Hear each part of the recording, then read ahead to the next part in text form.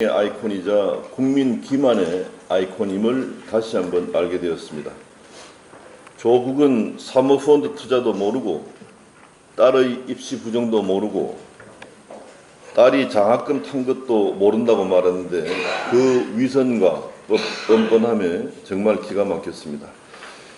우리는 문재인 대통령이 왜 온 국민이 부적격으로 판정을 내린 조국을 법무부 장관으로 임명 강행하려는 건지 그 실체를 알아야 합니다.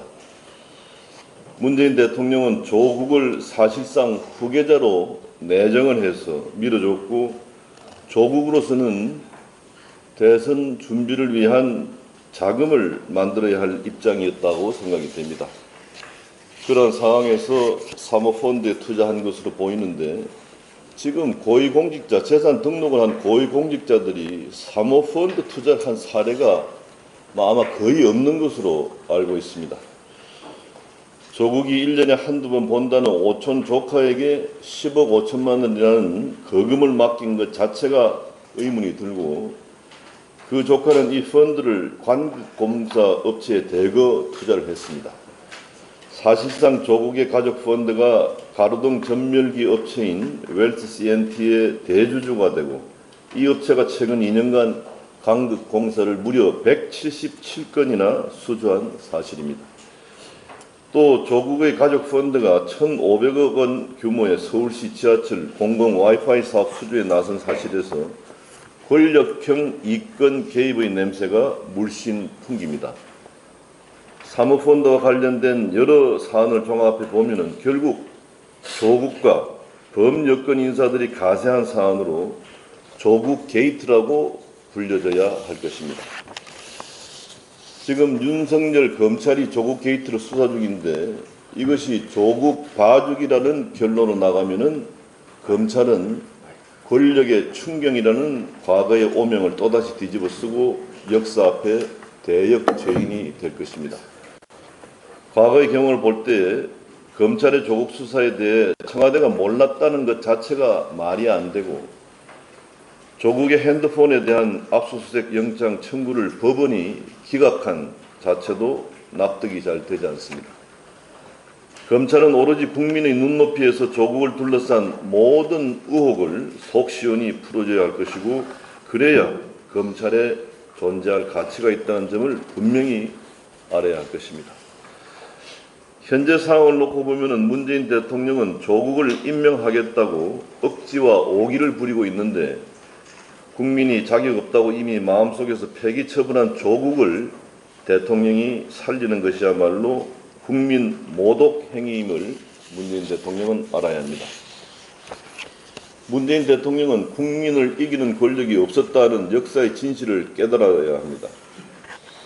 문 대통령이 국민의 가슴을 후벼 팠던 조국을 임명 강행할 것으로 보이는데 이렇게 국민 다수의 생각과 반하는 결정을 내리는 것이 제왕적 대통령 권력의 폐해인데 결국 조국 임명 강행은 또다시 제왕적 권력의 몰락이 예견이 되고 그에 따른 국민적 피해를 생각하면 정말 가슴이 아픕니다. 조국과 관련해서 2주 전에도 말씀드렸습니다만 다시 한번 강조드리고 싶고 잊지 말아야 할 것은 조국의 진짜 실체는 우리 대한민국의 자유민주주의와 자유시장 경제라는 헌법 가치를 부정하고 국가 전복을 기도했던 인물이라는 사실입니다. 대한민국의 헌법을 부정하고 국가 전복을 기도한 인물이 법질서 수호의 상징인 법무부 장관이 된다는 것은 문재인 대통령이 우리 헌법을 우롱하는 꼴이라는 점에서 절대 용납되어서는 안 된다는 점을 강조합니다. 문재인 정부가 지난 2년 4개월 동안 국정을 엉망으로 이끈 결과 안보에서는 지소미아 파기 등 북한과 중국이 박수칠 일만 골라서 했고 경제는 투자와 수출 등 모든 경제 지표에 빨간불이 들어오게 됐으며 민생에서는 서민들의 삶을 더욱 망가뜨렸습니다.